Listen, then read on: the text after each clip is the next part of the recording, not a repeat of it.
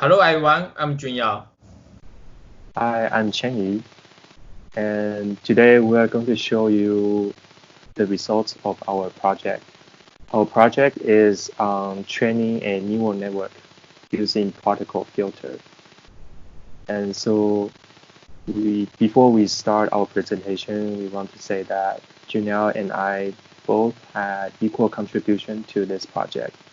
We both read the literature, we both wrote computer code, and we did some experiments too. And then we also both work on the presentation together. First, we will talk about the kind of trick, and we'll next talk about the state space model and the local factor that we are going to use. And then we will go through two experiments in our project. And after that, we will discuss some potential future work and a small conclusion. So what's the fully connected neural network? The simplest neural network is taking the inputs and pass through a neurons with an activation functions.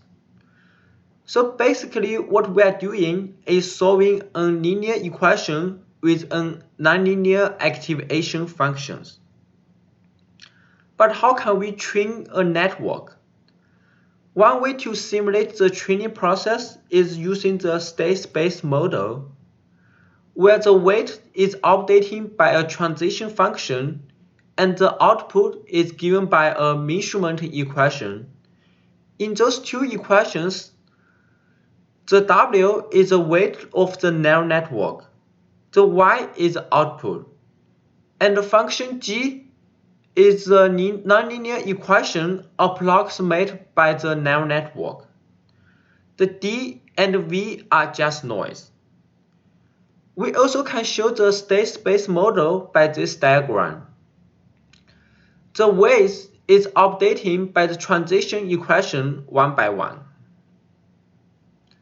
And the output is given by the measurement equation with the current weight. Here comes the problem. How can we solve the state space model such that find the posteriori probability function? The method is using two steps, the prediction and the update.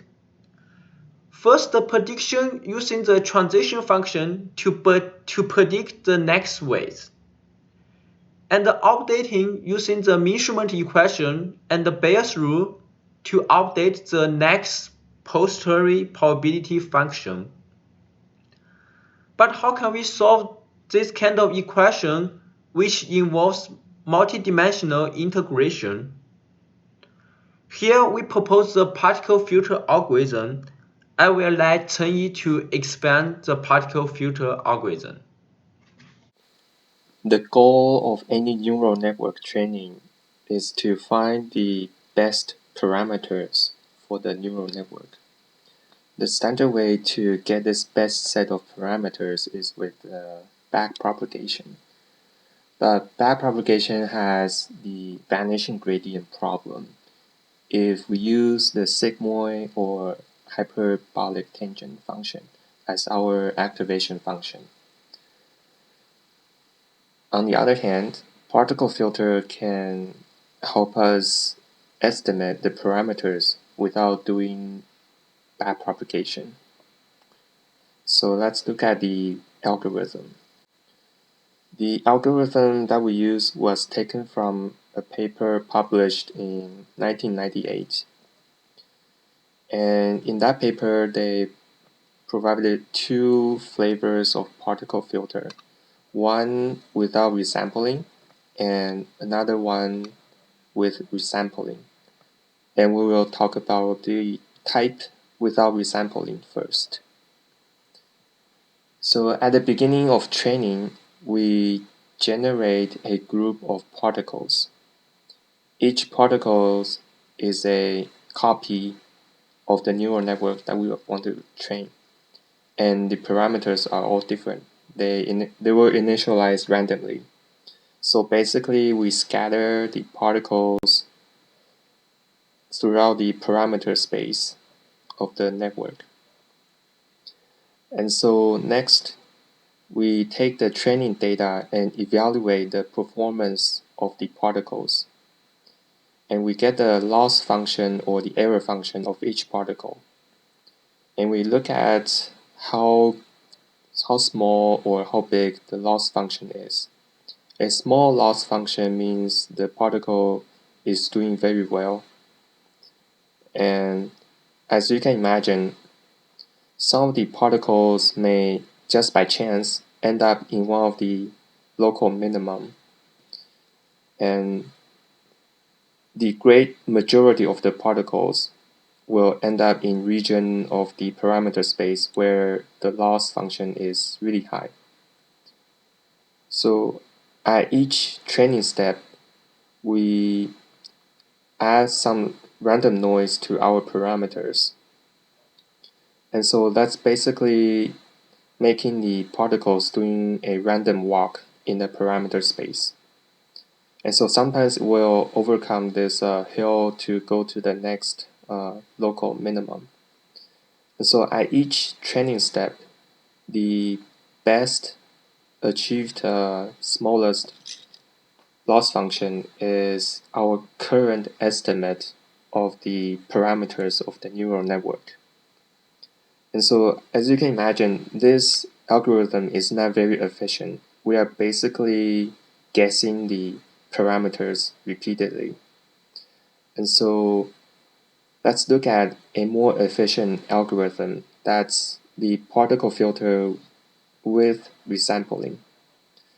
So instead of just doing a random walk in parameter space, we look at particles with low performance, basically particles on the hill, and we move those particles to region of space where we know the loss function is small.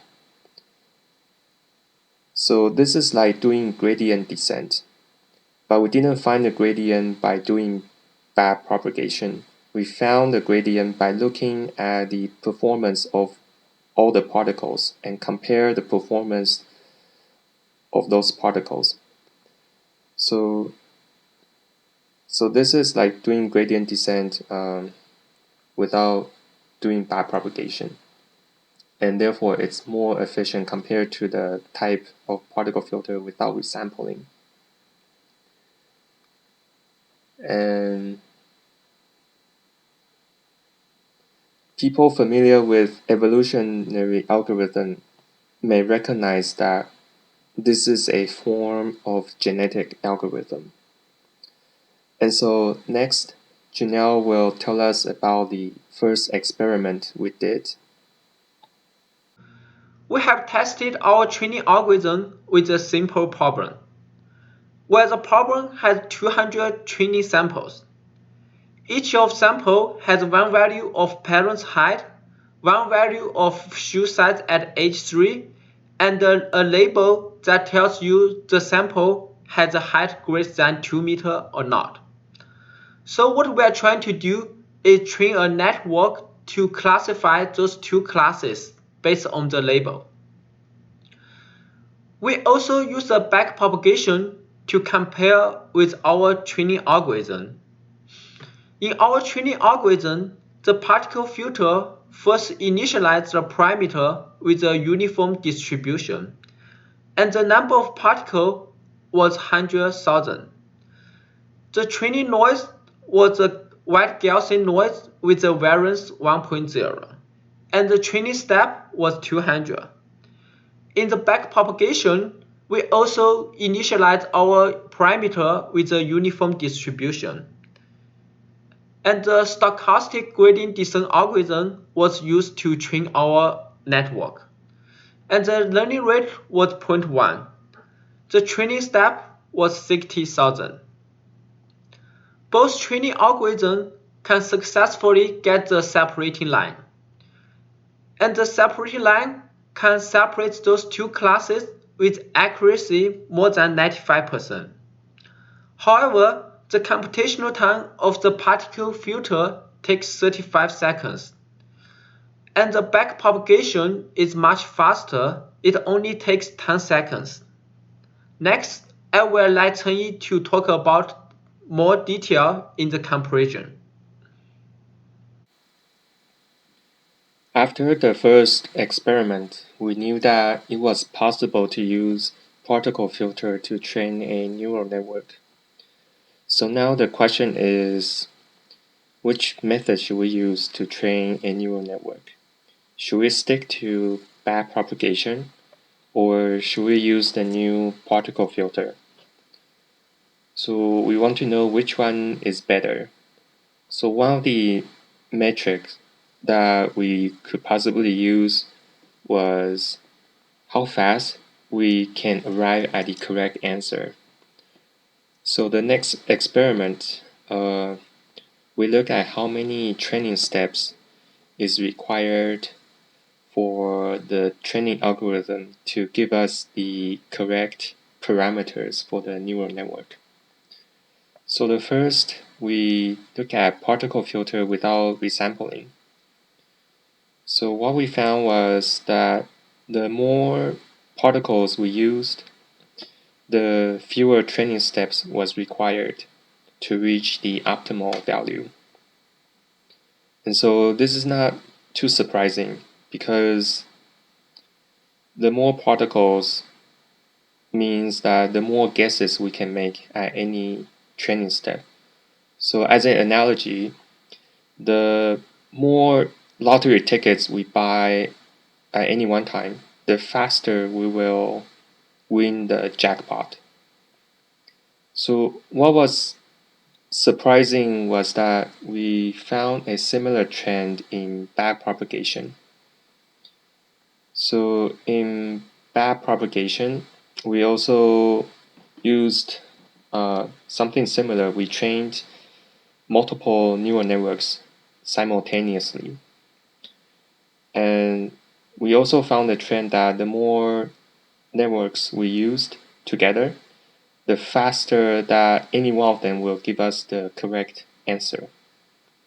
And so the possible reason for this behavior is that because the parameters were initialized randomly, so the more particles we have, the more likely that one of the particle will be already at a place that's close to the optimum. So it requires very few training steps to reach the optimal value.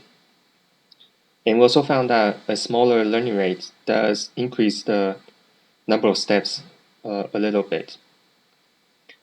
So next, let's look at particle filter with resampling. So here's the result shown in the orange line. So particle filter with resampling is a little bit slower compared to backpropagation.